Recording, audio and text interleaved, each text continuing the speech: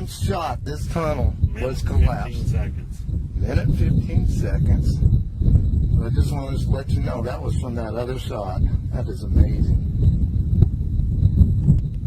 Well, what we're seeing here is the reason why prairie dogs are so destructive to grassland is when they start doing their forming of their tunnels and their mounds, they'll actually take and they'll get down in the grass and they'll dig the grass out to where it's bare soil, just like we've got right here. Clear roots and everything. So they've dug everything out and they take it over and they pile it around their mounds. You can see the grass that they've actually dug up from over here and the surrounding areas. The prairie dog needs to take and have everything bare surrounding their holes, because that aids in them being able to protect themselves, as they can see 360 around from their burrow and travel out to eat on the vegetation. So, you know, they literally just take all the vegetation and take it up to the hole. So then you have these massive bare spots like we've got around here that leaves the ground open to soil erosion from the wind and the water washing this away. So after a while, pretty soon you've got nothing but bare ground.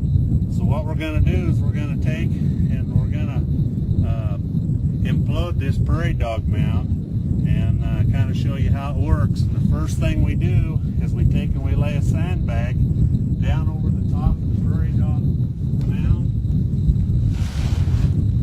to actually get the thing started, because the better seal you can get on the hole itself aids in the successful mortality rate of the prairie dog with the use of the varmint getter. So what we'll do is we'll take and we'll insert our wand in the hole. And the guy needs to insert the wand no deeper than this weld right here. You want to make sure that your tip is clean, no dirt in it. And we use the second bag to cover the wand and help support it, which helps seals that concussion down in the ground to help in the aid of the collapse of the tunnel work. So what we'll do is we'll go ahead and we'll timer off, and then we'll do 2, 1. You can see with our system that it comes with a 25-foot stock hose. You can't get 25-foot extension, but it's a much safer distance to be away from ground zero where the glass is.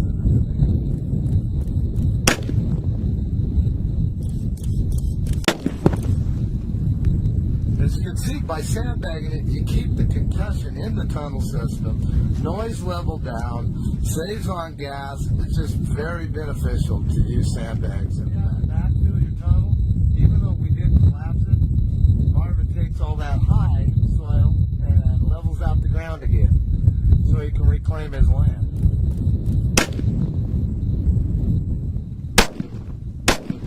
Why was that so loud, Marvin? The reason why that was loud in most cases, when you hear most of that noise come out, even though you've sandbagged it, is that tunnel's probably collapsed from here on. We just had gas in a short distance, so actually the concussion and the noise was propelled back toward the wand rather than down the tunnel, because the tunnel system was already collapsed. And what was that? Was that our third shot or fourth? Yeah, that was the third. We went ahead and we imploded the hole. This was the third time, just to make sure that we had the tunnel system completely closed up. This is what I mean about looking for an active tunnel or burrow system. As far as droppings, we tried to do only the holes that have the most activity, and as you can see, this in here has got a lot of fresh prairie dog droppings, and there's a lot of activity around the hole. You can see how the hole sides are all pulled inwards and the grass exposed from the activity of going down the hole. You can also see some more grass destruction here, as well as this is an older hole, and you can actually see the bare ground where they've actually scratched the vegetation and raked it up to the burrow.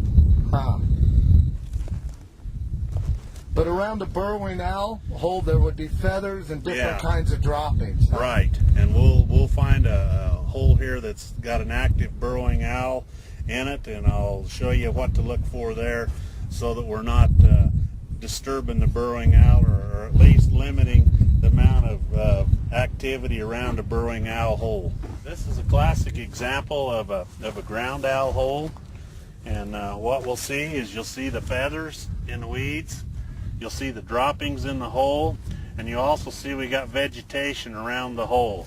You know, granted, there is some prairie dog manure here because we see some here. This is one where probably a prairie dog stopped for a little bit. It's not a home to a prairie dog. It's definitely a home to a ground owl, and so this is the one that we will not disturb. As you can see, we've got some other droppings. Here to show you the difference between a burrowing owl, actually a couple burrowing owl tunnels, and a prairie dog. We just went through the burrowing owl. That's the same tunnel. Now we're going to come around here where Marvin is, and that is a prairie dog tunnel. I mean, huge difference. No vegetation around the hole, and they're very easy. So if anybody says that we're doing damage to the burrowing owl, they're wrong, because the prairie dog burrows and the burrowing owl burrows are totally different. Fire in the hole! Fire in the hole, everybody! Heads up.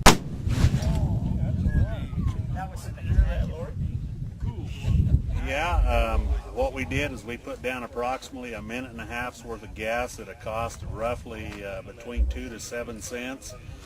And this prairie dog here, I don't think he'll be coming out to visit any of his relatives.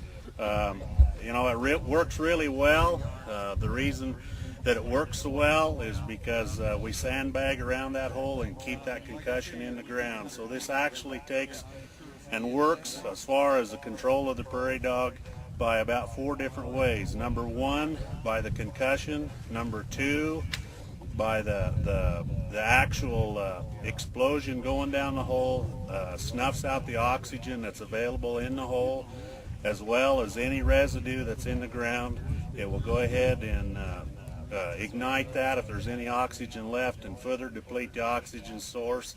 And then the 4th control of it is it actually collapses the den on top. So if there's anything that's in there that's going to try to come out, they're going to have a lot of digging to do, and 9 chances to 10 run out of oxygen before they do get out.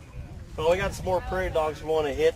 We got a lot more people coming in right now, about 25 people out here at Showers Ranch east of Briggsdale. Check out our website at ksir.com to get directions. Still got time to come on down, but we're getting ready to blast another one. My thanks to Barry Schroeder, the CEO of Armageddon, who's here filming an infomercial right now, Marvin Pletcher, and also from Boulder County, we've got Steve Lane. Set her off right now. This prairie dog town started, it was within the confines of these 2 border fences in here, so it covered approximately 5 acres. And just because of drought conditions and the way things turned out for this year, this prairie dog town has broadened out, as you can see, back over the hill to that, beyond the fences there, and back over in here. So it's actually more than doubled in size in the last 2.5 months. If we were to let this go and not try to do any control at all, I have no doubts that within the next year that this prairie dog town would be at least double or triple in size, covering approximately 50 acres. Right now it's at a manageable size. We'll get them under control, get the grass reclaimed back, and hopefully the prairie dogs won't come back in here. And if they do, we've got the varmint getter. We can go back and reapply and control any that might try to move in here in the next 2-3 months that would hamper the reclamation of this grass.